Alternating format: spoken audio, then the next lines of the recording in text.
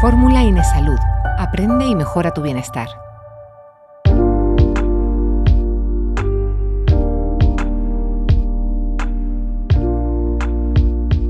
¿Has deseado alguna vez tener una fórmula mágica para dormir a tu bebé? Si la respuesta es sí, o incluso crees que tu hijo o hija pudiera no estar descansando lo suficiente y la falta de sueño en casa comienza a ser demasiado prolongada en el tiempo, trayendo de esta forma momentos complicados y efectos negativos en la salud de toda la familia, hoy queremos ayudarte con ideas y estrategias que puedas usar ante las necesidades de descanso de tu bebé y puedas aportarle hábitos de descanso saludables que toda la familia agradecerá. Hoy vamos a hablar sobre hábitos esenciales para el sueño del bebé, cómo crearle una rutina feliz y que tenga dulces sueños. Vamos a aprender la relación que existe entre el desarrollo neurocognitivo y el descanso, así como entre el descanso y el vínculo que se crea entre el bebé y sus figuras de referencia. Para tratar este tema tan innato como desconocido, nos acompaña Faust Antunes, asesora familiar y pedagógica, especializada en el desarrollo del lenguaje y cuidados infantiles vinculantes, que descubrió los beneficios del método Baby-Led Weaning mientras estudiaba logopedia. Faust ha querido estar hoy con nosotros para ayudarnos a reflexionar sobre las necesidades infantiles. Hola Faust, bienvenida. Estoy muy agradecida de que estés aquí. Quiero saber cómo estáis. ¿Cómo estáis? Porque Faust está súper embarazada. Aquí estamos. Pues bueno, súper embarazada, de 8 meses y medio. Ya empecé a tener sensaciones de mal descanso, así que este tema me viene súper bien ahora mismo. Pero bueno, muy emocionada de la oportunidad, de la confianza y de traer este tema que a tantas familias les preocupa. Sí, además es muy importante y además nosotros estamos súper contentos de tratarlo porque es, como bien dices, súper interesante y súper desconocido. Pero antes de meternos en el mundo de los sueños, a mí me gustaría que nos hablaras un poquito de ti, de quién eres, de dónde surge realmente esta vocación y esta preocupación por el sueño infantil y bueno, que nos cuentes, que ahondes un poquito porque tiene su proceso fisiológico y su proceso emocional. Cuéntanos. Bueno, mi nombre es Faust Antunes. Creo que el mundo de la crianza llegó a mí cuando estaba embarazada de mi primer hijo, que está por cumplir 7 añitos en febrero. Y cuando estaba embarazada, yo en ese momento estaba estudiando logopedia, que como bien decías en mi presentación, es donde conocí los beneficios del método Baby-Led Weaning. Y mi primer proyecto acercándome a la familia fue Baby-Led Weaning en familia. Y empecé a acompañar a las familias en esto de la alimentación complementaria y el vínculo con las emociones, porque vais a ver que las emociones siempre están en todo el ámbito de la crianza para mí. Y desde entonces empecé también a formarme en diferentes pedagogías y visiones alternativas, sobre todo aquellas que tenían que ver con la etapa 0-3, que es una etapa muy primal. Y ahí es donde aprendí sobre, el sueño infantil, alimentación, seguí profundizando, movimiento libre. También profundicé en la comunicación no violenta de Marshall Rosenberg. En fin, fui ahí con muchas pedagogías alternativas creando mi forma de acompañar a mi hijo. Y con todo esto fue que decidí ponerlo al servicio de las familias, porque hasta entonces yo pensaba que iba a seguir trabajando como logopeda y decidí que no, que era el momento de aunar mis conocimientos previos a la maternidad con los nuevos conocimientos en pos de acompañar a las familias, y de ahí surgió estos proyectos.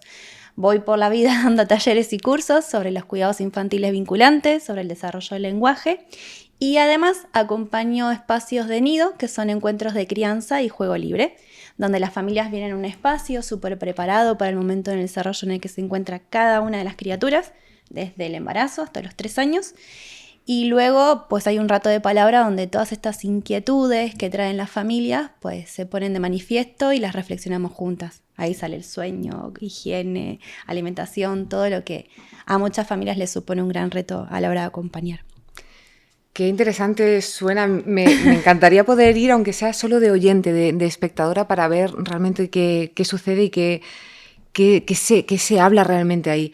Me has comentado alimentación, me lo anoto porque luego más adelante te quiero preguntar una cosita. Claro. Pero vamos a empezar a entender el sueño. Venga. Cuéntanos en qué consiste realmente, porque hay ciertas diferencias que seguramente muchísimas mamás y papás te han dicho, pero ¿cuándo mi hijo va a empezar a dormir como un adulto?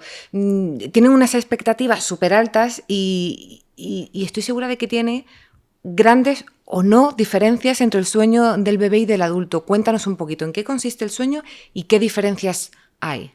Vale, me encanta que lo preguntes de esa manera porque también me doy cuenta que las familias cuando vienen con inquietudes con respecto al sueño, el mayor conflicto suele ser la expectativa adulta, que tienden a creer que el sueño es tal y como lo conocemos, como el adulto, ¿no? Y que las criaturas deberían vivenciarlo de la misma manera y esto no es así.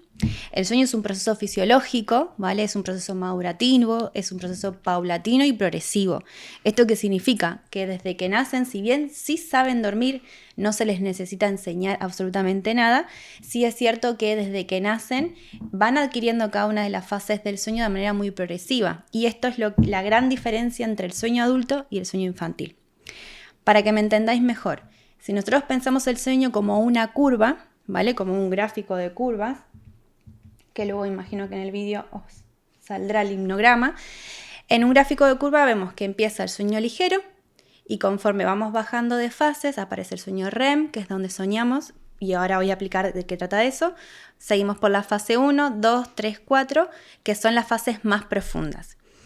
En el sueño adulto, este ciclo, que es estas fases en las que va vivenciando el sueño adulto cada una de las personas, se puede repetir a lo largo de desde 4 ciclos a 6 ciclos, ¿vale? ¿Cada noche? O sea, cada noche, vale. Con micro despertares en el medio, ¿vale? Es decir, empiezo por el sueño ligero, bueno, vigilia, estoy despierto, sueño ligero, voy bajando hasta el sueño profundo, micro despertar, vuelvo a empezar, otro ciclo, así, entre 4 y 6 ciclos. Nos despertamos en el sueño profundo. Sí.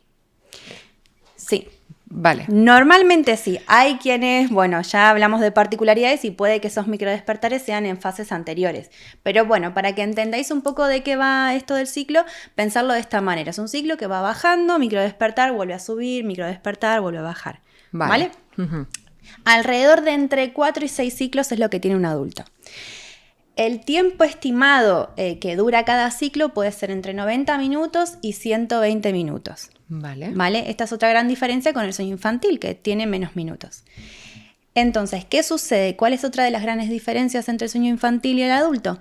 Que normalmente y esperablemente el adulto en esos microdespertares no toma gran conciencia. Es decir, tiene tan integradas esas fases que a veces el microdespertar puede ser o que me he girado, o que he acomodado la almohada, o que me he tapado un poquito más, ¿vale? Y no son grandes despertares. Hay quien quizás, si dentro de su entorno emocional está más movido, estresado y tal y cual, puede que esos microdespertares sean macrodespertares y notemos que estamos despiertos. Incluso nos levantemos al baño, a la cocina. Por ejemplo. Vale. Entonces, en contraposición con lo que pasa con el sueño infantil, es que esos microdespertares son macrodespertares y tienen una razón de ser. Vale. Otra de las grandes diferencias, cuando os decía esto de que el sueño adulto tiene estas fases, hasta los 3 meses de nacidos, el sueño infantil es un sueño bifásico, se le llama. Esto significa que solo tienen sueño ligero y sueño profundo. No más. El resto de las fases intermedias no las tienen. ¿Y cómo pasan del ligero al profundo? De uno a otro. Del tirón. Sí. El sueño ligero es el que les permite soñar, ¿vale? Es el que de alguna manera les permite también integrar todas las experiencias vividas en su entorno, ¿vale? Es algo así como una recuperación neurocognitiva de lo que me pasó ese día. El sueño profundo lo que tiene es una capacidad para recuperarse de manera física, por eso es profundo, ¿vale? De hecho, si lo pensamos de manera lógica, un bebé recién nacido que está aquí constantemente en contacto con su adulta, no tiene un desgaste físico muy grande. Claro. Por eso lo que realmente necesitan es el sueño ligero, porque lo que sí reciben constantemente es una novedad de estímulos todo el rato. Conocen el entorno por primera vez, luces, sabores incluso, temperaturas, colores, todo eso es una gran novedad que a nivel neurocognitivo las criaturas todavía no están del todo preparadas para integrar, y en este sueño liviano de alguna manera lo que hacen es recuperar todo esto e ir integrando.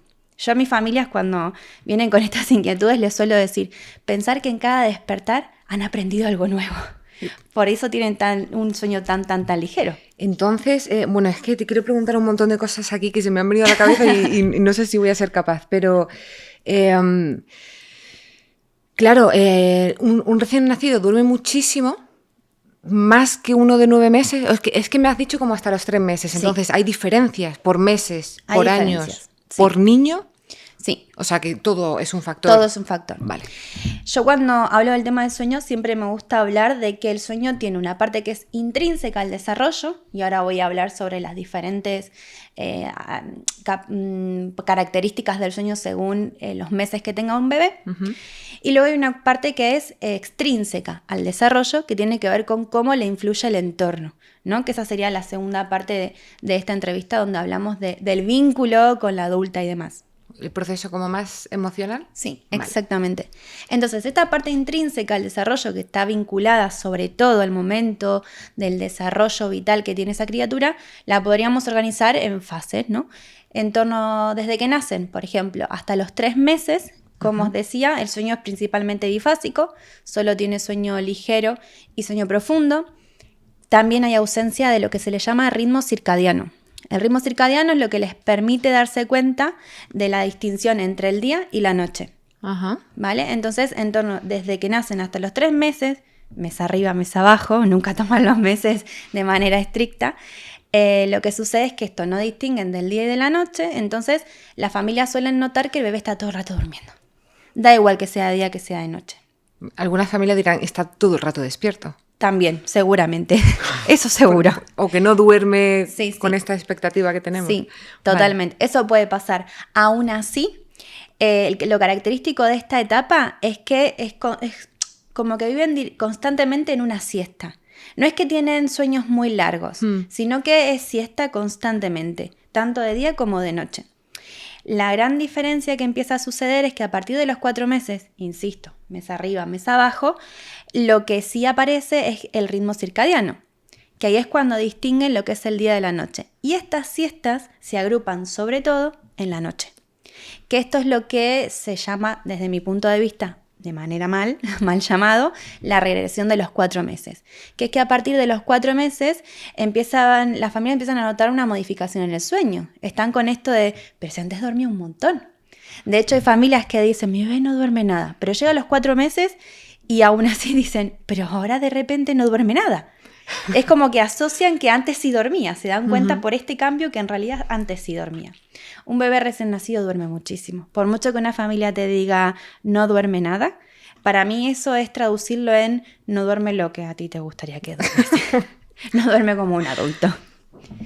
Entonces esto, a partir de los 4 meses, pues sí aparece el ritmo circadiano, empiezan a dormir más de noche que de día, ¿vale?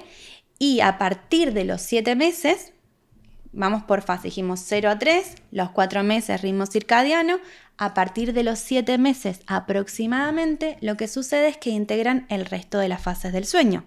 La 1, la 2 y la 3. O sea que a partir de los 4 meses que ya distinguen noche de día, ¿siguen siendo bifásico de...? Sí. Ah, vale. Sí. Recién es a partir de los 7 meses que terminan de integrar todas las fases del sueño. Vale. Terminan de integrar es un decir. ¿Vale? Las comienzan a adquirir, pero luego, como todo proceso, necesita su tiempo y poco a poco ir integrando esta novedad del sueño. Y el ir adquiriendo estas fases, ¿en qué se nota? ¿Hay alguna diferencia que los papás digan, ahora es más continuo, hay más minutos? Sí.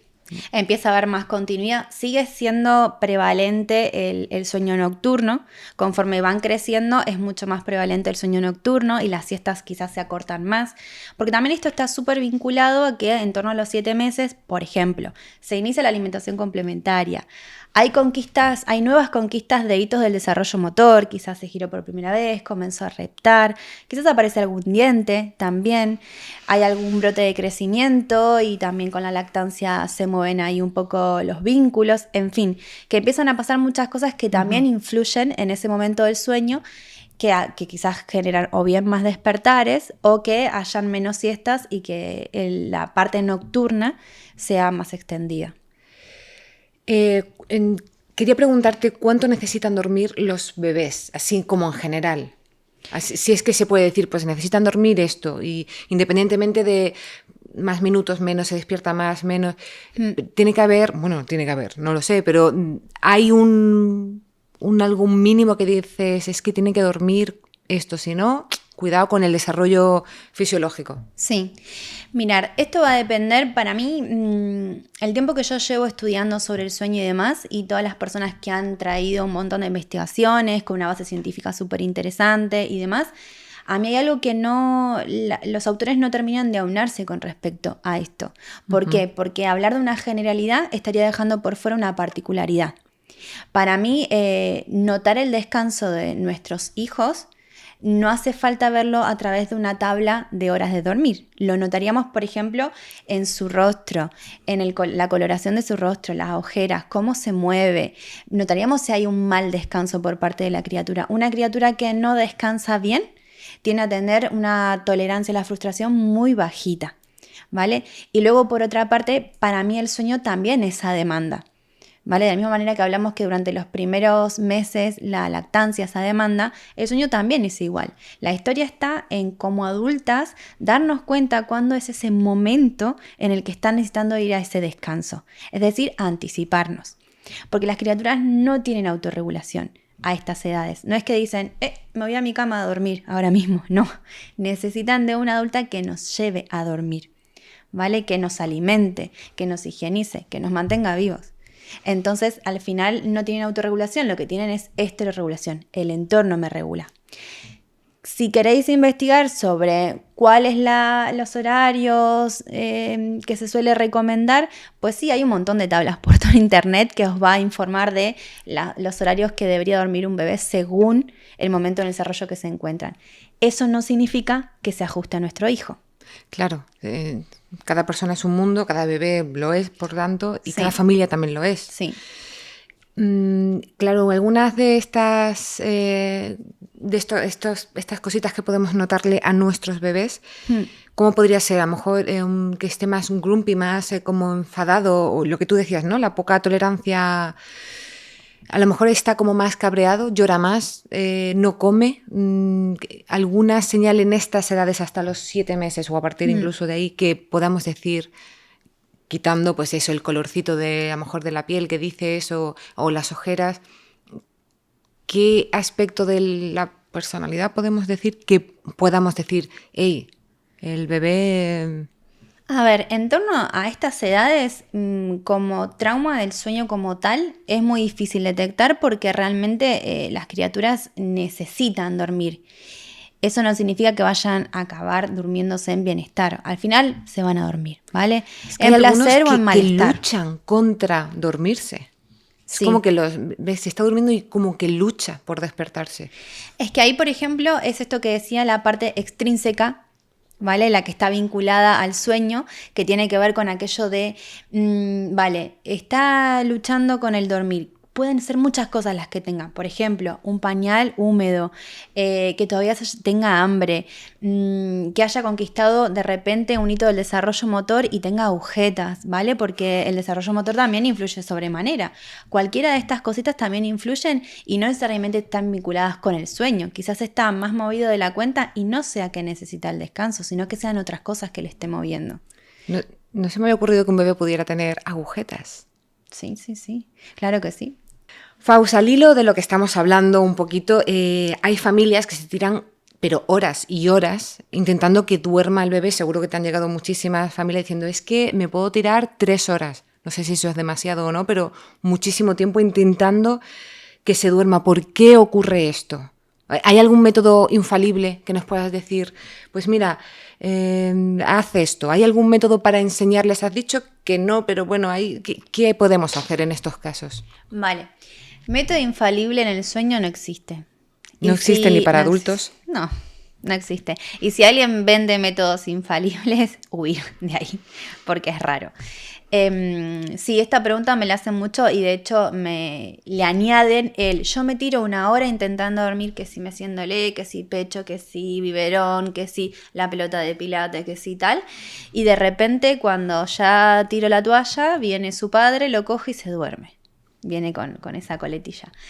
Y a mí eso lo primero que me lleva a pensar es que se están adelantando, que no es el momento de dormir. Esto es como que yo te diga ahora mismo, mira, Anaís, ponte a dormir ahora. Y me vas a decir, no, y lo mismo me tumbo en la cama, pero hasta las 10 de la noche no me duermo. Eso es porque no es tu momento de dormir, no es el momento del descanso. Entonces las familias intentan llevar una dinámica, una rutina de horarios muy estrictos que en realidad no está teniendo en cuenta lo que tiene que ver con el descanso de las criaturas. Hay algo que se llama ventanas de sueño, que esto creo que es lo único que cuando yo acompaño familias suelo decir que sí puede partir de una generalidad para una particularidad, que esto sí lo podéis coger, ¿no? Porque las ventanas de sueño nos indican el tiempo que pasa cada criatura según la edad que tiene, según los meses sobre todo, en vigilia. Y esto nos permite darnos cuenta en cuándo es el momento de invitarles a dormir, de llevarles a dormir. Es decir, por ejemplo, si un bebé de las 0 a las 4 semanas está despierto entre 45 y 90 minutos, ya contemplamos que esos ratitos de vigilia y empezamos a bajar los estímulos, ¿vale? Para que empiece el momento del descanso y ahí sí, pues llevamos al bebé a dormir. Ahora, si el bebé que está entre 45 y 90 minutos despierto, yo a la media hora ya estoy queriendo, o a los 15 minutos ya estoy queriendo que se vuelva a dormir, pues va a haber resistencias porque no está preparado todavía para irse al descanso. ¿Eso es lo que se conoce como ventana del sueño? Sí. O sea, la ventana del sueño es... cuéntanoslo otra vez. O sea, dínoslo, la ventana del sueño es... El tiempo que pasa un bebé en vigilia. Ok. Sí. ¿Y cómo podemos aprovechar esas ventanas del sueño? ¿O qué señales hay para decir... bueno, está la tabla esta que nos has traído, que a lo mejor tú puedes ahí calcular un poco y bajar, eso me ha gustado, bajarle los estímulos, porque yo creo que mucha gente no lo hace o incluso, yo qué sé, llega, imagínate, la abuela justamente y claro, subidón, ya ese estímulo ya se le ha activado al bebé y entonces ¿a qué hacemos ahí con la ventana? Ahí pues es todo un poquito más complicado porque, hay un mito social muy generalizado de que cuanto más cansado llegue un bebé al momento de dormir, más rápido concilia el sueño. Y eso no es verdad. No, claro, yo donde leí que había que, ¿cómo era eso? Que había que descansar para descansar o algo así, o una cosa así. Es eso, ¿no? Sí, es eso. De hecho, cuando los niños son muy grandes, por ejemplo, yo escuchaba muchos adultos decir, bueno, hoy mi hijo ha ido a natación, luego ha ido a fútbol, luego ha ido a básquet, esta noche va a dormir en la gloria. Eso no es verdad, pero nos pasa también a las adultas. ¿Nunca os pasó algo así como, bueno, te fuiste de viaje en un coche y conduciste un montón de horas, llegás a casa, estás pasado de revolución, ahora te tumbas en la cama y no hay quien te duerma? Uh-huh. No hay forma. Uh-huh. Hay adultos que dicen, bueno, estoy tan cansado y no me puedo dormir, me pongo una serie, más estímulos, menos me logro dormir. Entonces, cuanto más estímulo, mi cerebro está más activo y es muy difícil que invitarle al descanso. Si en medio de esas ventanas de sueño viene la abuela, la visita de turno y todo es una sobreestimulación, pues es muy esperable que de cara a acompañarle a dormir sea muy difícil que concilie el sueño, porque su cerebro necesita bajar, necesita parar un poquito. Las ventanas de sueño lo que tienen es ese privilegio, que si ya sabemos cuántas horas pasa despierto esa criatura según la edad que tenga... Claro, entonces, ¿para cada uno es diferente? Claro. Sí. No es... A esta edad es así, a esta edad es así y mira a ver en tu hijo o hija cómo es, ¿no? Claro, esto es lo que yo decía al principio, ¿no? Las ventanas de sueño están aquí, en la entrevista va a salir la tabla con cada uno de los minutos y horas según los meses que tenga ese bebé. A la vez puede que se ajuste, a la vez que no. Quiero decir, quizás son 10 minutos más, 10 minutos menos. Esto de cada familia va a ir conociendo a su bebé. Si, por ejemplo, de media sabemos que entre los 6 y los 9 meses pasan entre 3 y 4 horas despierto, voy a ir probando. Lleva 4 horas despierto. Voy a llevarlo a dormir. No, hay resistencia. Bueno, igual eran 5. O igual eran 4 y media. Voy a ir notando. Si yo estoy con la pelota de pilates haciendo saltitos... incluso cerrando los ojos para ver si por imitación se duerme. Y no lo consigo y llevo una media hora y a la media hora recién ahí se duerme, entonces será que era un ratito más el que estábamos necesitando. Realmente las propias familias, en función de observar lo que hace su bebé, van a notar cuál es el momento del descanso. El descanso es vital, lo necesitan, acabarán durmiéndose de una manera u otra. Es aprender a observar cuándo es el momento idóneo. Para el bebé, que no para ti. Por supuesto. Te quería preguntar, antes de meternos aquí en la entrevista, una compañera me ha dicho, por favor, pregúntale qué de verdad hay en la luz roja. Me he dicho, bueno, no sé si voy a poder preguntárselo, pero más o menos ahora creo que encaja ahí los estímulos o la ventana. Uy, le voy a poner una lucecita roja, anaranjada en la habitación. ¿Esto cuán verdad es? Es verdad, de hecho, incluso para los adultos. Hay algo que se llama biohacking, que tiene que ver con esto de utilizar la tecnología para combatir la tecnología. Y hay mucha gente que vive esta filosofía del biohacking y utiliza luces rojas para que la luz amarilla no nos despierte, no nos conecte con nuestra corteza prefrontal, incluso intervenga en la melatonina, que es la hormona que interviene en el tema del sueño. O sea que sí, la luz roja favorece, pero no solo a las criaturas, también a las adultas. Sí, yo lo he intentado probar y no sé si funciona o no, pero bueno, sí, como que... Sí, ¿no? sí. Incluso nuestra visión se modifica por completo cuando tenemos esos destellos de luz tan brillante a cuando las tenemos en luz roja. La verdad que sí, que influye sobremanera. Bien, pues es un algo más que añadir a ese momento. De cara a bajar los estímulos, sí, influye. Nos has estado hablando todo el rato del proceso fisiológico, lo cual es fundamental, sí. Pero también quiero que nos hables del proceso emocional, que nos lo has comentado, que es súper interesante. Hablábamos de que cada niño es distinto, cada familia lo es, y aunque ya te he preguntado si hay unas horas básicas o mínimas, te quiero preguntar si hay unos básicos que todo bebé necesita para dormir de una forma saludable. Sí, mira, obviamente que esos básicos van a ir modificándose en función del momento del desarrollo en el que se encuentre la criatura, pero de primeras, a mí cuando me hacen esta pregunta me gusta traer a Niels Bergman, que es un autor que es uno de los que puso muy en alza el concepto de esterogestación. La esterogestación son los primeros 9 meses de vida. ¿Vale? Que lo que viene a decirnos es que durante esos 9 meses de vida las criaturas tienen la expectativa de vivir casi como si estuviesen dentro del útero. Y esto es porque ancestralmente, antiguamente, cuando el ser humano andaba en la cuadrupedia, la gestación duraba el doble de lo que dura ahora mismo. ¿Anda así? Sí. Fíjate que cuando estábamos en la cuadrupedia las caderas eran mucho más estrechas y al durar el doble la gestación, más estrechas no, más grandes, y al durar el doble de gestación, las criaturas nacían muy maduras, con un cerebro ya bastante desarrollado, una cabeza bastante grande. Y cuando pasamos de la cuadrupedia a la bipedia, cuando nuestras caderas se estrecharon muchísimo, se generó una especie de selección natural. Esto significa que muchas mujeres y muchos bebés murieron en los partos hasta que se redujo la cantidad de meses de gestación. Entonces, hoy por hoy somos los primeros mamíferos que nacemos tan indefensos. De hecho, hay muchos mamíferos que ni bien nacen ya pueden desplazarse de manera autónoma. Quizás los marsupiales y demás son los que más se asemejan a nosotros, que una vez que nacen hasta no salen del marsupio hasta que no estén del todo maduros. Pues un poco pasa lo mismo con el bebé humano, ¿no? Que durante esos 9 meses necesita seguir teniendo todas esas experiencias que tenía de manera intrauterina. Esto es estímulos bajitos, quizás movimiento permanente, porque dentro de nuestro útero está en constante movimiento, contacto permanente, incluso la sincronización del ritmo del corazón y la respiración con su madre, en fin, contacto y apego seguro es lo que realmente ellos necesitan para desarrollarse en placer, en bienestar y en seguridad.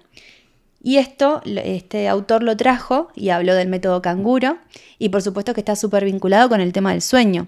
Si a mí me preguntabas cuáles son las bases que todas las criaturas deberían de tener en la primera etapa de la infancia respecto al sueño, pues yo abogaría por el apego seguro y el vínculo y el contacto.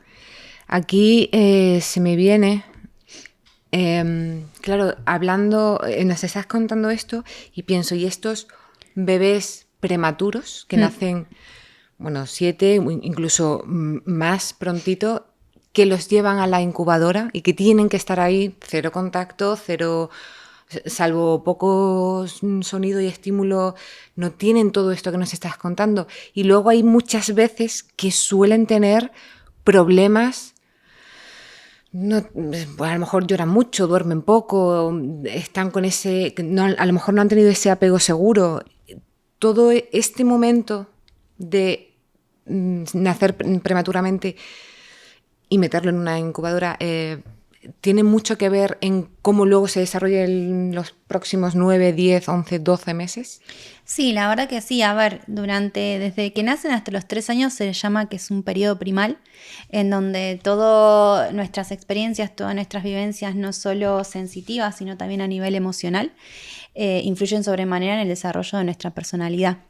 Entonces, cuando una criatura es prematura y tiene todas estas intervenciones hospitalarias que implican que hay una separación con su vínculo de referencia, su madre en concreto, pues esto va a tener una afección muy grande, porque desde luego que viven experiencias de incertidumbre, viven experiencias de miedo. Cuando una criatura está en estado de alerta, lo que hace es segregar muchísimo cortisol a su cerebro. Te iba a preguntar, tan chiquititos lo segregan el cortisol.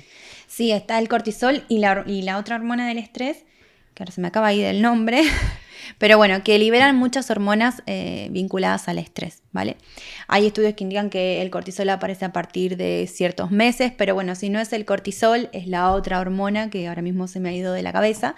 Pero que tengo que decir que es súper normal porque estás súper embarazada y estas cosas ocurren.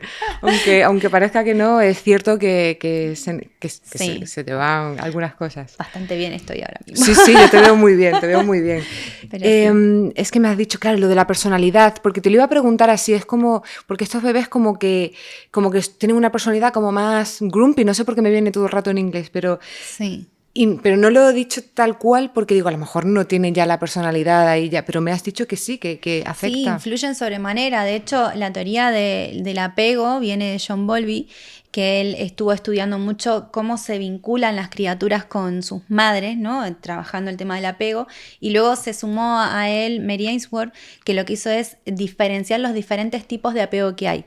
Está el apego seguro y está el apego inseguro. Y dentro del apego inseguro hay otros 3 tipos de apego que tienen que ver con el ambivalente, bueno, en fin, otros tipos de apego que no quiero utilizar tanto porque tenía que ver, esto es del sueño, pero para que me entendáis, estos tipos de apego luego nos influye de manera cuando somos adultas. De hecho, muchísimos psicólogos cuando trabajan con personas adultas y trabajan la vincularidad con una pareja y la forma que tienen de vincularse y relacionarse, lo achacan al tipo de apego que han tenido durante su infancia. O sea, que esto influye sobremanera y no solo a los 12 meses, como me has dicho tú, claro, sino que incluso para toda la vida. Sí, sobremanera. O sea, que a lo mejor cuando se conoce a alguien, ¿tú qué relación tuviste? ¿Cómo fueron tus primeros? Lo ves enseguida venir. Sí. Vale, vamos a comentar un poquito algunos métodos para dormir, porque si bien nos estás diciendo que hay distintas necesidades dependiendo de los meses, de los años, de un montón de factores, existen también distintas soluciones para que se duerma, dependiendo de la edad o de todos estos factores que nos dices que afectan. Sí. Esta es la parte, digamos, o sea, me estás preguntando por la parte extrínseca, ¿no? Que yo decía del desarrollo. Efectivamente. Sí, por supuesto, el entorno, pero nos pasa no solamente a las criaturas, sino nos pasa a las adultas también.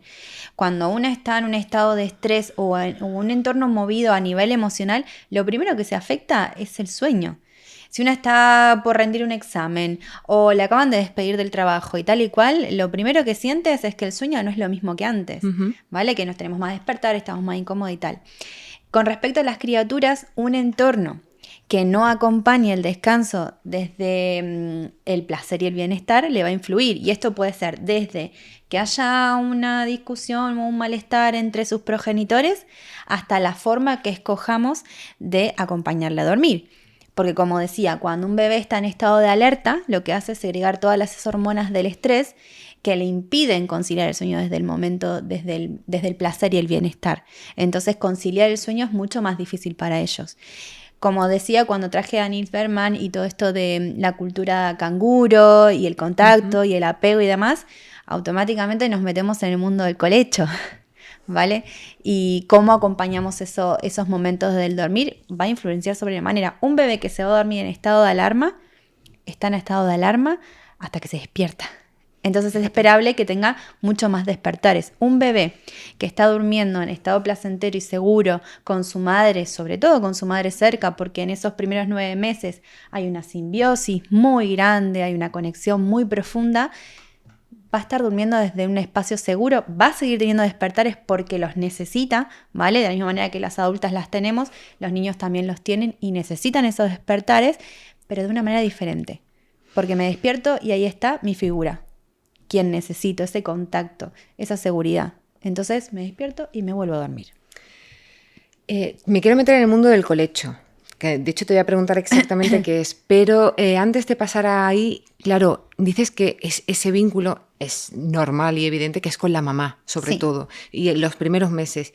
Y hay muchos papás que, jolín, pues que quieren también eso, no es que se enfaden, pero lo intentan y no se puede. Bueno, no se puede en la gran mayoría de ocasiones. Hay bebés, evidentemente, que sí lo tienen, pero ¿cómo podrían ir ganándose ese terreno y esa parcelita que casi todos quieren tener? Esta pregunta me encanta. Y de hecho este lunes en un taller que di para familias, justo un papá me hizo esta pregunta. Fíjate. ¿Qué pasa cuando yo quiero intervenir pero el bebé llora? Y claro, el bebé tenía un mesecito. Y yo les decía que bueno, que esto también va con mucha progresividad, ¿no? Porque el vínculo de mamá-bebé es muy fuerte a nivel hormonal, a nivel emocional, a todos los niveles, podría decir. Y esa conexión tan fuerte, incluso hasta los 9 meses, las criaturas se sienten identificadas con su madre. ¿Esto qué significa? Básicamente que se consideran como si fuese una extensión de la mano de su madre, ¿no? Como parte del mismo cuerpo. A partir de los 9 meses aparece lo que se llama la angustia por separación, y esto es que comienzan a identificarse como un sujeto diferente a su madre. Pero hasta entonces eran la misma persona. Entonces, esto de que qué pasa con el padre o con la otra figura, ¿vale? Porque puede ser otra madre. Uh-huh. ¿Qué pasa con esto? Para mí es respetar los tiempos y los ritmos, porque quizás por la buena voluntad de generar que ellos consigan un vínculo, quizás forzamos algo y las criaturas lo que empiezan a integrar es cuando está este otro sujeto hay ausencia de mi madre. Que esto es, por ejemplo, lo que sucede mucho con ciertas prácticas de destete. Que hay quien cree que el destete, bueno, que desaparezca mamá y yo, la otra figura de referencia, acompaño. Entonces la criatura empieza a integrar que he perdido la teta y he perdido a mi madre. Y a este sujeto no lo quiero ni ver. Y yo a este papá le decía, es que en realidad está pasando todo lo contrario, porque lo que integra esta criatura es sacarme a este hombre de la vista, que significa que mi mamá no está. Y para ellos en realidad esta experiencia entorpece más que genera ese vínculo. Para mí cada figura va creando su vínculo con ese bebé y no implica que la presencia de uno tenga que tener la ausencia del otro. Se puede hacer de manera compartida. Puede estar mamá en la habitación mientras está la otra figura sosteniendo y acompañando quizás un llanto, quizás un descanso, lo que sea, o incluso el biberón, lo que sea, pero que no sea ausencia de mi mamá, que es la que hasta ese momento me está dando esa seguridad. Vale, bueno, poco a poco, sí, como dices, acompañar y hacerlo en el proceso natural, el bebé de sus necesidades, en fin, es que es un mundo muy pequeñito pero muy complicado. Faust, vamos a empezar hablando del mundo colecho, que nos lo has comentado por ahí. Cuéntanos exactamente qué es. Vale. El colecho, tal y como indica su nombre, es de compartir el lecho, donde descansamos. Ahora con todo esto de como le llamo yo el marketing de la crianza respetuosa, surgen muchos artilugios, muchos materiales que nos ayudan a acercarnos a este tipo de filosofía, ¿no? Y por eso aparecen esto de la cuna colecho y demás. Pero como ¿La que se engancha a la cama? Sí, vale. Pero como tal, no. Que sea una cuna colecho no significa que estemos colechando, ¿vale? Porque no estamos compartiendo la misma cama. Eso para mí es importante que se distinga. ¿Esto qué significa? Que si tengo una cuna colecho, en realidad no estoy haciendo colecho. Bueno, sí y no. O no estoy haciendo crianza respetuosa. Sí, crianza de respeto también es un término que yo tengo mis vínculos más y menos. A mí me gusta hablar de la crianza honesta. Y que si todos estos artilugios nos ayudan de alguna manera al buen descanso, fenomenal. Que cada familia va a ir descubriendo cuáles son esas herramientas que les invita a ese buen descanso. Pero entender que el colecho es compartir el lecho, ¿vale? Vale, a ver, porque entiendo, bueno, vamos a ir por partes. Se supone o dicen, muchos papás y mamás creen que si duermen en la misma habitación, Sí. ya no hablamos ni del colecho, sino en la misma habitación, el bebé se despierta más. ¿Esto es realmente así? Porque si se despierta más en la misma habitación, a lo mejor en su cuna, ya me imagino que colechando, no sé si se puede decir colechando, Sí. ya muchísimo más. ¿Esto es así realmente? A ver, sí y no. Se van a despertar siempre durmiendo donde duerman, ¿vale? Porque los despertares forman parte de este proceso fisiológico del que hemos hablado. Ahora bien, el hecho de que se comparta la misma habitación, ya sea con cuna, colecho o la misma cama, de hecho es una indicación totalmente médica que viene de la Asociación de Pediatría Española. Hasta los 6 meses se habla de que es muy importante que el bebé duerma dentro de la misma habitación, ya sea una cuna aparte o no, pero que duerma dentro de la misma habitación. Eso se indica, vamos, desde la parte medicinal. ¿Vale? Eso es importante que lo tengamos en cuenta. Luego, que se despierte más o menos, pues sí y no. ¿Por qué digo sí y no? Cuando estamos compartiendo la cama o cuando estamos compartiendo la habitación, como adultas detectamos ese despertar de la criatura muchísimo más rápido, evidentemente, que si está en otra habitación. Y esto lo que me trae a mí a cuento es hablar sobre el famoso método Stibel, que mucha gente conocerá, que esta persona creó un libro y una técnica en donde deja que las criaturas, bueno, dice que las criaturas aprenden a dormir solas, a lo que yo difiero porque entiendo que saber dormir, sabemos dormir todos, pero bueno, él en sus escritos habla de que las criaturas aprenden a dormir solas de manera autónoma si las dejamos en una habitación y por instinto de supervivencia acaban durmiéndose. Básicamente lo que invita es a no asistir el llanto. ¿Vale? Hay muchos métodos, o sea, en su libro habla de muchas formas, muchas técnicas, acercarse un poco, acercarse menos, cogerle en brazos, no cogerle, esperar unos minutos, no esperar, va dando como muchas indicaciones. Pero básicamente su objetivo final es que la criatura esté en otra habitación, lejos de nuestra habitación adulta, y que aprenda a dormirse a base de ¿qué? Pues a base de entender que el llanto no es atendido. Suena un poco duro. Suena un poco duro. Por eso esto de que duermen más cuando están duermen menos cuando están colechando y más en otra habitación, pues sí, pero ¿a base de qué? Claro, ahí no está el ambiente seguro del que hablabas. Para nada. De hecho, lo que empieza a generarse es el aprendizaje de la indefensión aprendida. Esto significa que las criaturas entienden que su llanto no sirve para nada, no son atendidos y comienzan a dormirse efectivamente, pero a base de un malestar muy grande, a base de una segregación de hormonas del estrés enormes y que en realidad a nivel neurológico y emocional no es para nada beneficioso, todo lo contrario. Sí, acabarán durmiéndose más, sí, pero ya por instinto de supervivencia, porque al final se rinden ante el cansancio. Si yo necesito a alguien de una persona y no me lo da, acabaré aceptando esto si es que realmente lo necesito, como es el descanso, pero a base de malestar. Y esto me va a salir un poquito. ¿Esto puede acarrear que cuando seamos mayores, no sé, no sepamos o no pidamos, no sé, cosas que necesitemos, ayuda, Claro. o no nos lo callamos? E incluso, es que acabas de decir como que mi llanto no sirve para nada. Es como yo me merezco, no sé, que me ignoren, por ejemplo. Lo estoy diciendo así un poco sin saber. Sí. Y me adapto a situaciones que no son realmente buenas para mí. ¿Puede ocasionar esto Sí, incluso? Sí, de hecho Carlos González hacía, con respecto a esto del método Stibel, hacía esta distinción entre dependencia e independencia.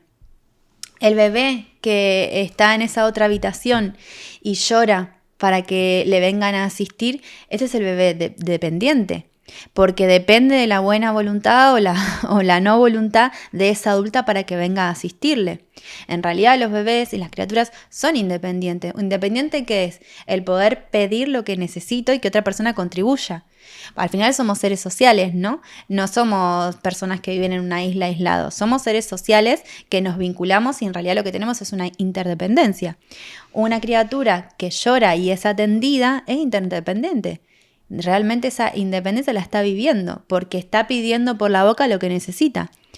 Si esa adulta le responde o no le responde es lo que va a determinar que esa interdependencia siga o que esa dependencia aparezca. Y en esa dependencia que aparece, al final lo que esa criatura empieza a integrar es que su comunicación es inválida porque realmente no hay una respuesta por parte de la adulta. Y de cara a un desarrollo adulto, pues también influye mucho en nuestra forma de vincularnos. Influye muchísimo. Estoy aprendiendo un montón hoy contigo, Faust. Bueno, quiero seguir con el mundo colecho. Sí. Bueno, nos has dicho que sí, que pediatría, bueno, no, como que la medicina aboga que sí, pero es necesario este colecho. Sí. ¿Hay alguna forma de hacerlo en plan de, pues mira, primero en la misma cama, en el centro, luego, claro, llega un momento en el que el pequeño... La pequeña llega a tener su propia habitación. ¿Cómo se hace ese proceso? ¿Le puedo llamar descolecho?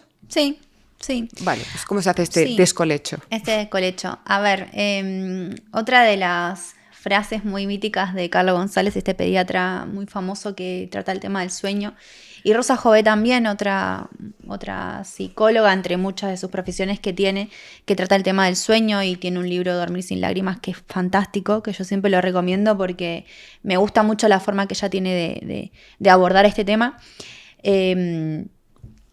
Hablan de esto de que las criaturas tienen muy clara la forma en que necesitan de dormir de manera placentera, seguridad y bienestar. De hecho, como decía hace un rato, ¿no? Somos seres sociales. A muchos de nosotros nos gusta estar en compañía y dormir en compañía, ¿no? Porque como seres sociales que somos, esto forma parte de nuestra esencia. Las criaturas que se pasan durante mucha parte de su infancia intentándolo y no consiguiéndolo, es decir, el dormir con la adulta, llega un momento donde o bien desisten a base de malestar, o bien quien desiste es la adulta y acaba permitiendo que vuelva a la cama porque descubre que es la única forma de descanso adulto, ¿no? Que esa criatura vuelva a la cama. Entonces, de cara a un posterior descolecho, pueden tener 6, 7 años y decir, bueno, con todo lo que he intentado yo volver a esta cama, ahora que he vuelto de aquí no me quita nadie.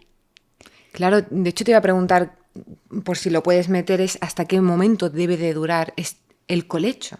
Lo meto también en esto.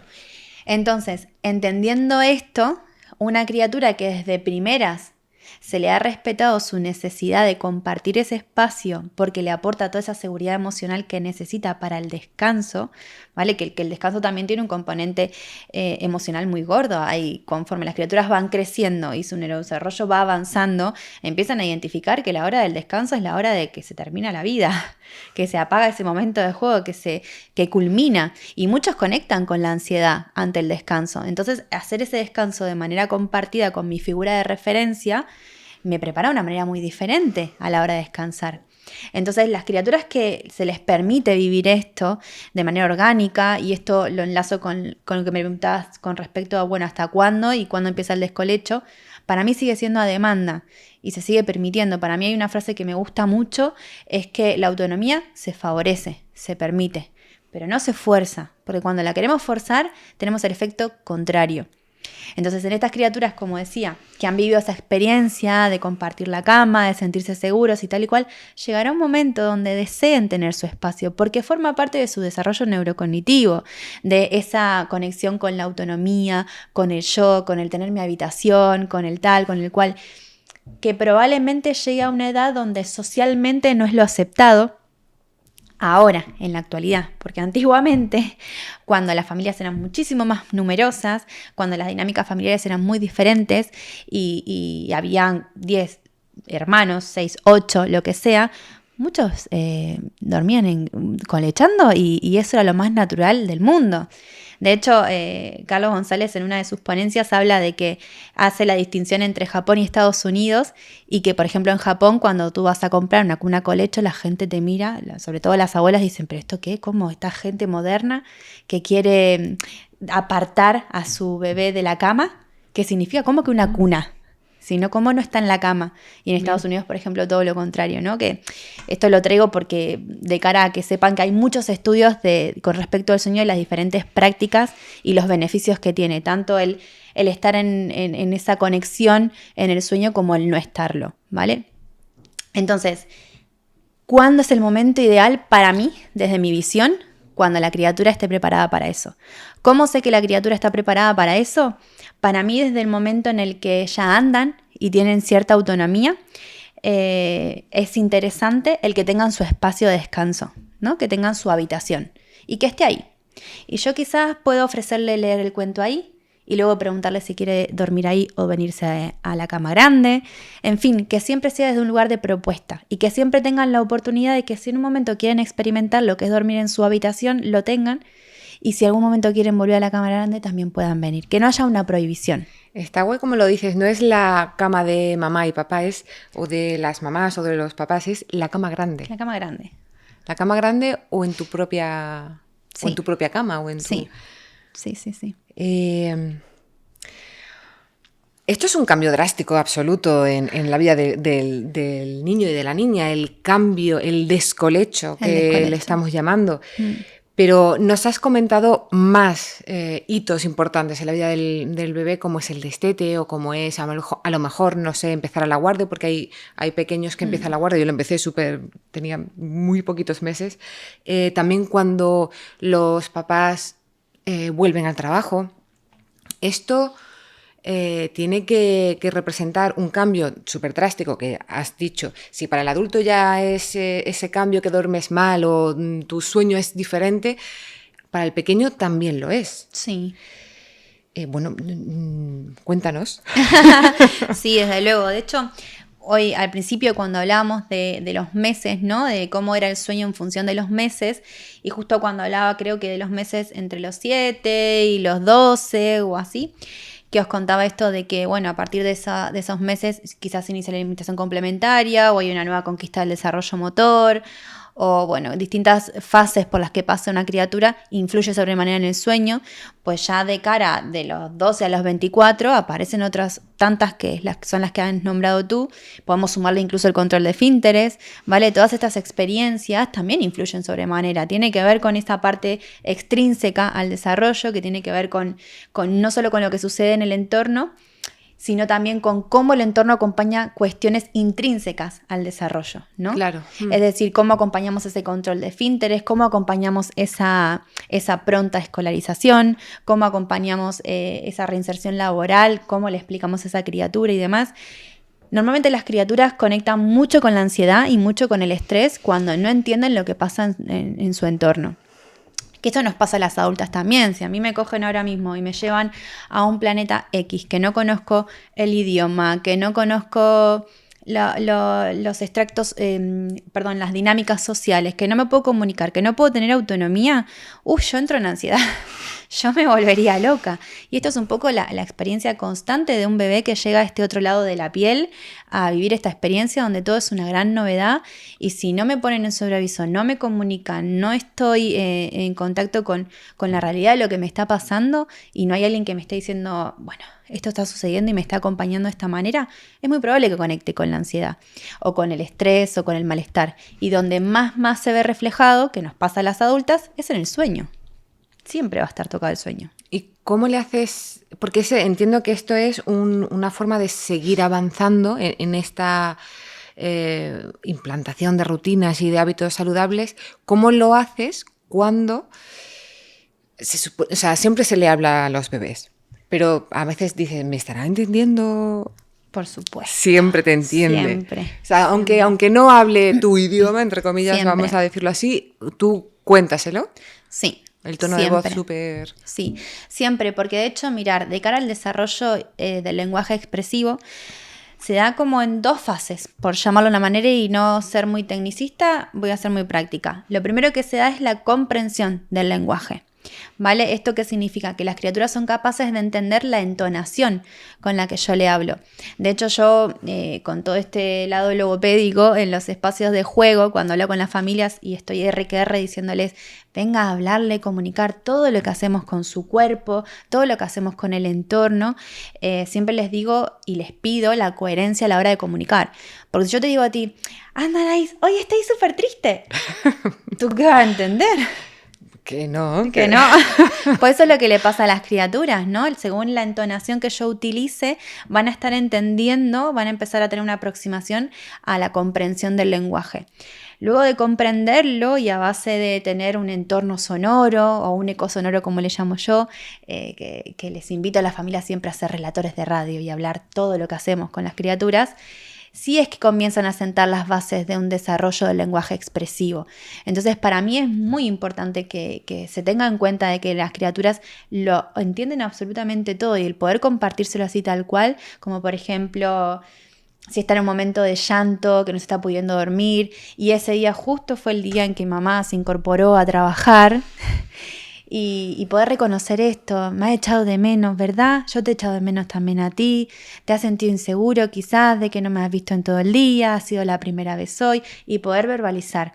No solamente favorecemos el vínculo y la comprensión de esa criatura que está entendiendo todo lo que está pasando, sino también pienso que hay algo muy mágico en las adultas que cuando lo ponemos en palabras, nuestra energía empieza a dosificarse.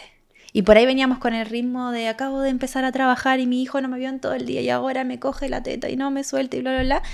Y de repente bajamos al explicárselo a nuestro bebé. Y probablemente esa energía también se contagie con el bebé. Entonces, para mí, acompañar todos esos hitos que recién nombrabas es lo más importante de cara a acompañar a la infancia.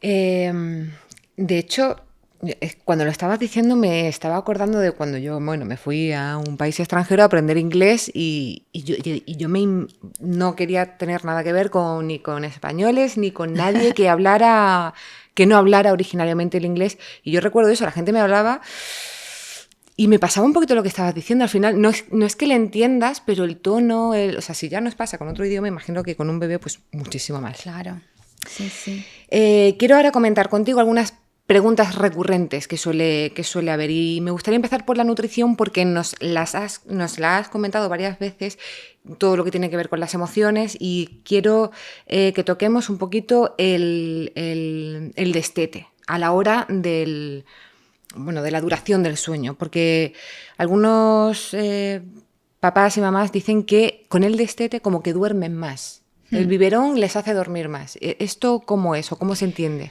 Bueno, para mí con respecto al biberón hay varias teorías, ¿vale? Una de ellas es que, por ejemplo, la lactancia materna se digiere más rápido que el biberón.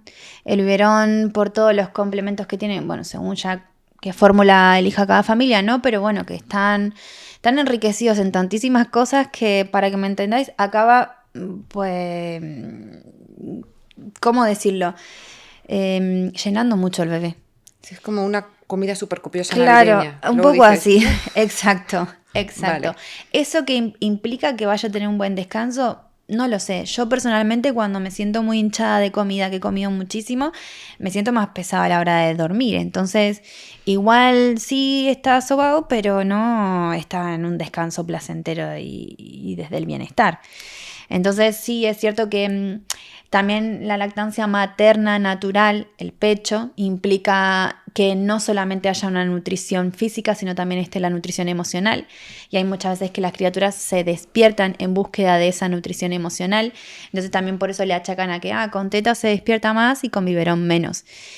La búsqueda de esa nutrición emocional va a seguir estando. Si no hay una teta, la criatura va a necesitar una alternativa, ya sea un chupón o un chupete, o succionarse el dedo incluso. Entonces, ya sabemos un poco cómo influye o por qué realmente se duerme un poquito más con el biberón que con el pecho de la mamá. Pero, ¿qué relación tiene o cómo afecta en el sueño del bebé el destete en sí? Vale. Antes de responder eso, sí me gustaría aclarar que todo lo que yo voy diciendo acá siempre es un espacio de generalidad, ¿no? Porque al final cada familia tiene su particularidad. Y igual me pongo a escuchar a una familia que ha tenido la experiencia de teta y biberón y me cuentan un poquito más y podemos profundizar más en por qué se despierta más de una manera que de otra. Siempre es importante tener claro que aquí estamos dejando muchas particularidades por fuera, ¿vale? Sí. Eso por una parte. Con respecto al destete, pues bueno, si venimos hablando de que el sueño se concilia de una manera mucho más saludable cuando la criatura está en placer y en bienestar, evidentemente un proceso de destete pues va a influenciar sobremanera. A mí muchas veces me consultan sobre acompañamientos privados al destete respetuoso y yo siempre que me hacen esta pregunta de esta forma les pregunto qué entienden como destete respetuoso. Que si entienden un destete súper armonioso donde le quito la teta y el bebé va a estar feliz de la vida, entonces no existe. El destete respetuoso para mí no implica la ausencia de duelo. Hay un duelo, ¿vale? Porque hay una pérdida que es de ese vínculo con el pecho, lo que transmite el pecho, que sabemos que el pecho no es solamente una nutrición física, sino también una nutrición emocional, y la forma en que le acompañemos en ese proceso va a influenciar sobremanera en el sueño. Esto es un poco como cuando hablábamos de el lugar que ocupa la otra figura de referencia que no es mamá, ¿no? Hay personas que realizan el destete generando la ausencia de mamá, y las criaturas al final asumen que, bueno, llega el momento de dormir, no tengo teta, no tengo mamá. ¿Qué pasa? Estrés. Estrés, cortisol. Se dispara todo. Entonces, obviamente que el sueño se ve afectado. ¿Esto qué significa? Que entonces si yo desteto el bebé nunca más va a dormir? No. Los seres humanos somos animales de costumbre, tenemos una gran capacidad de adaptación y al final iremos encontrando nuestras fórmulas y al final llegaremos a encontrar formatos donde podamos conciliar el descanso. ¿A base de qué y sacrificando qué? Pues bueno, eso ya va en función de cada familia. De cada familia. Me gustaría que nos dijeras, antes de pasar de página y dejar la alimentación, ¿qué nos podrías decir sobre la alimentación nocturna en base al sueño del bebé? La alimentación nocturna, a ver, en función... Va a estar, podría decir una cosa u otra en función del momento del desarrollo en el que se encuentran las criaturas. Un bebé recién nacido tiene muchísimos más despertares que un bebé un poquito más grande, como hemos dicho antes, a partir de los 9 meses, 7 y demás, principalmente para evitar el riesgo de hipoglucemia. De hecho, esto que cuando nace un bebé dices, ay, qué bueno que es mi bebé, no sabes, no llora, no nada, duerme todo el día, a mí se me disparan las alarmas, porque lo ideal es que tenga un sueño interrumpido. ¿Por qué? Porque justamente esto del riesgo de hipoglucemia. Es importante que ese bebé se alimente cada X tiempo. Antiguamente se decía cada 3 horas, ahora se habla por suerte ahora se habla de demanda, ¿vale? Uh-huh. Pero es importante que las criaturas tengan esos despertares para tener esa alimentación, porque al final es lo que los nutre y lo que les permite realmente ese desarrollo. Ya habrá tiempo de preocuparnos porque duerma más. Pero ahora mismo en esa primera etapa es súper importante que eso suceda. Conforme van creciendo, este riesgo de hipoglucemia ya no está y empieza a haber lo que es la nutrición física y la nutrición emocional. Entonces habrá despertares que es para alimentarse, sobre todo por ejemplo cuando la alimentación es complementaria a la lactancia. Es importante que entendamos que hasta el año de vida lo primero que alimenta, lo que nutre y favorece el desarrollo es la lactancia. A partir del año donde la lactancia pasa a ser complementaria a los alimentos, uh-huh. Sí es cierto que cobra otro valor la teta, porque realmente lo que viene a suplir es esa nutrición emocional. Entonces quizás si tiene esos despertares, quizás no sea tanto por alimentación, sino más bien por una cuestión de contacto, cercanía física y emocional, que nos viene a hablar más de lo que está pasando en el entorno que de otra cosa. De hecho, muchas veces dicen, sí, pero es que luego realmente está ahí, pero no toma o no toma muy poquito. O chuperretea un rato y se queda dormido y ya está. Exacto. Y a veces es simplemente para también darme cuenta de, aquí está mi cuidadora, estoy segura. Vale, sigo durmiendo. Claro, es un poco de chequear. Voy a chequear un poco, ¿está todo bien? Vale. Bueno, ancestralmente y antiguamente, cuando vivíamos en tribus, estos microdespertadores nos aseguraban la supervivencia. Totalmente. Cuando vivíamos en plena naturaleza y si yo me despertaba y veía ahí un animal tal, pues toda la tribu se ponía en activo para que no nos maten, básicamente. O sea, es instinto de supervivencia. Vale, o sea que tampoco está tan mal. Alimentación física, alimentación emocional. Y vamos a ir ahora a otra pregunta así bastante recurrente, que son las siestas. Entiendo siestas como ese momento en el que pongo al bebé en otro sitio porque yo estoy pues, con mi pareja haciendo lo que sea en la casa, pues por no despertarle, pues se ha dormido y le ponemos en otra habitación. Y el bebé se despierta. Y el bebé se despierta y no ve a nadie. Y llora desesperadamente como si no hubiera un mañana.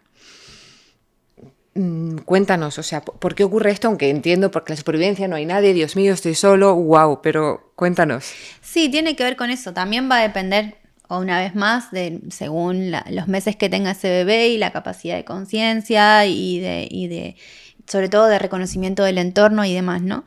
Pero normalmente, porque por ejemplo, a partir de los 3 años aparece lo que se llama terrores nocturnos. Pueden aparecer en criaturas que tienen un nivel alto de estrés, ¿vale? Pero antes de esa edad, esos llantos al despertar de una siesta, que son, como muchas familias dicen, casi inconsolables, quizás tienen que ver con esto, ¿no? Con que me he dormido en un lugar y me he despertado no solamente solo, sino en otro espacio. En otro sitio. Porque a veces no siempre tiene que ver con el despertarse solo. Si yo me duermo con alguien en brazos, despertarme de repente solo me mueve a nivel emocional, pero a eso le ponemos el valor añadido de que encima estoy en otro espacio, claro, con una luz diferente, en una superficie diferente, por ahí puede ser un carrito o lo que sea, y eso causa mucha ansiedad. Hace poco acompañé una familia que me trajo justamente este tema y esta familia me decía, bueno, pero yo es que necesito aprovechar los momentos de sueño para hacer otras cosas. Entonces yo les propuse que, por ejemplo, podrían o bien utilizar uno de estos carros Capazo y tenerlo cerca. Entonces que ese ratito entre que se despierta y asisto el llanto sea más corto, porque si está en otra habitación de la casa, igual tardo más en llegar y esos microsegundos causan mucha ansiedad. O igual incluso también para mí, desde este espacio de comunicación que es tan importante para mí, el poder comunicarle, mira, ahora te vas a ir a dormir, cuando te despiertes no voy a estar aquí, voy a estar en la cocina, pero cuando tú te despiertes voy a llegar y tal y cual, ¿no? Y te duermes aquí en brazos y luego te coloco en el carrito, siempre comunicando. La comunicación, como le digo a las familias de nido, no implica aceptación, ¿vale? Les permite empezar a crear ese entorno seguro y esa confianza con la adulta, que me comunica todo. No implica que vaya a aceptarlo. No es que, como le comunico como me dijo Faust, pero no está aceptando esto. No, en realidad es simplemente no, complejamente alimentar esto que tiene que ver con la seguridad entre lo que dice la adulta y lo que hace. ¿Esta es una forma de ayudarles a autorregular ese momento de estrés absoluto, de cortisol disparado en un cuerpo tan pequeñito? ¿O existen otros medios para ayudarles? Sí y no. Sí digo porque al final esa comunicación les permite a ellos anticiparse a lo que sucede. Entonces la comunicación va antes. Ahora, si ya conectó con ese momentazo donde su cerebro reptiliano destapó y empezó ese llanto que es muy, muy, muy difícil de consolar, como indican algunas familias, para mí es importante dar espacio a ese llanto y simplemente acompañar desde la presencia, incluso a veces ausencia de verbalización. Insisto, según los meses que tenga un bebé. Quizás si ya tiene 1 año, 2 años y ya está ese diálogo, pues sí puedo poner palabra. Aún así, a mí personalmente me gusta primero dar espacio a ese llanto. Entiendo que te has asustado, no te esperabas esto, poco más, y acompañar. Acompañar es, lo tengo aquí, me está llorando, gritando aquí, pero aquí, con mucho amor. Y estar aquí. Vale. Y cuando cese ese llanto, si ya tiene una edad donde hay posibilidad de diálogo, puede intercambiar y hablar sobre lo que sucedió. Pero para mí lo primerísimo, incluso con un bebé recién nacido, es acompañar el llanto. Como esa hora bruja, que le llaman mucha gente, que entre las 7 y las 8 de la tarde empiezan los bebés a llorar de manera desesperada y la madre, la otra figura de referencia, no entienden qué es. Ya dieron de comer, ya higienizaron, ya sacaron los eruptos, ya hicieron todo lo que podían hacer y sigue llorando. A veces el bebé lo único que necesita es expresar lo que tiene dentro, el exceso de estímulo, solo quiere llorar. Y que la acompañen, para mí es un regalo. Yo sí ahora mismo me pongo a llorar porque, no sé, alguna situación en particular me haya sucedido y tú empiezas a decirme, calla, no pasa nada, esto enseguida ya está, esto lo resuelve en 2 días y yo tengo aquí El mi nudo. llanto, digo, ay, qué desesperación, déjame llorar, por favor. Pues lo mismo le pasa a las criaturas. A veces solo necesitan que le acompañen. Una vez que conectaron con ese cortisol, acompañar. Desde el silencio, desde la mirada y desde la presencia. Además, el Acompañar. contacto físico ayuda a bajar, ¿no? Sí. El cortisol. Totalmente. Vale, para terminar, te llega una familia, Faust, y te dice, mira, me has contado un montón de cosas, pero no me funciona nada. Yo he probado todo, pero nada me sirve, no hay mejoría.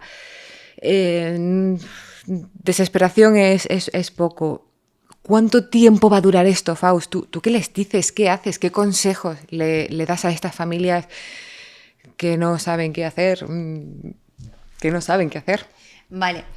A ver, yo siempre digo que los libros indican un poco que a partir de los 5 años más o menos es cuando el sueño se asemeja mucho al sueño adulto y ya hay un sueño bastante de corrido durante la noche o empiezan a integrar esos microdespertares desde otro lugar. Mi experiencia personal y habiendo acompañado a mi hijo desde el compartir, desde el favorecer el apego, desde permitir que él compartiera la cama con nosotros y demás, debo decir que a partir de los 2 años y medio ya estaba durmiendo sin ningún tipo de despertar, a no ser que tuviese alguna dolencia, algún malestar ese día, pero en líneas generales no he padecido el sueño de mi hijo. Entonces eso desde un poco así entre la literatura y mi experiencia personal. Luego con respecto a familias que vienen y dicen lo he intentado de todo, yo siempre invito a las familias a reflexionar entre las necesidades adultas y las necesidades infantiles. Esta entrevista o los talleres que yo doy de sueño en realidad vienen a traernos una información de lo que es el sueño infantil y traer conciencia de que si están durmiendo de esta manera es porque necesitan dormirlo de esta manera. Yo no hablé de patologías del sueño, hablé del sueño. Y esto es como es el sueño infantil y tiene una razón de ser, tanto a nivel neurocognitivo como a nivel emocional. Y lo que están haciendo estas criaturas es desarrollarse de manera saludable. El mayor reto de una familia no está en acompañar el sueño infantil, está en encontrar fórmulas nuevas y creativas para vitalizarnos como adultas y poder sostener este proceso. El mayor conflicto está en que la adulta está cansada, porque no encuentra otra fórmula de vitalizarse, de encontrar energía en otros lados y empieza a achacarlo al tema del sueño. De hecho, los mayores destetes que he acompañado al final han acabado en no ser un destete, porque la primera pregunta que hago es, ¿tú para qué lo haces? ¿Para dormir más? Sí, entonces no vas a dormir más, vas a dormir menos, porque acompañar un duelo es muy, muy difícil y requiere mucha energía. Así que no les doy mucha esperanza. No, eso es lo que estoy viendo, que poca paciencia, o sea, poca esperanza y mucha paciencia. Paciencia y saber que esto va a pasar y que de hecho echaremos de menos. Eso te iba a decir, ¿se echa de menos? Sí, se echa de menos, por eso vuelves a empezar. Bien, vale, bueno. Me da muchísima pena terminar esta charla porque, bueno, sí es entrevista, pero es una charla porque ha sido súper bonita. Me ha encantado. He descubierto particularmente un montón de cosas tan mágicas, tan desconocidas y tan importantes en los primeros años de vida que además, según me ha quedado totalmente seguro, y es que nos afectan de cuando ya somos adultas.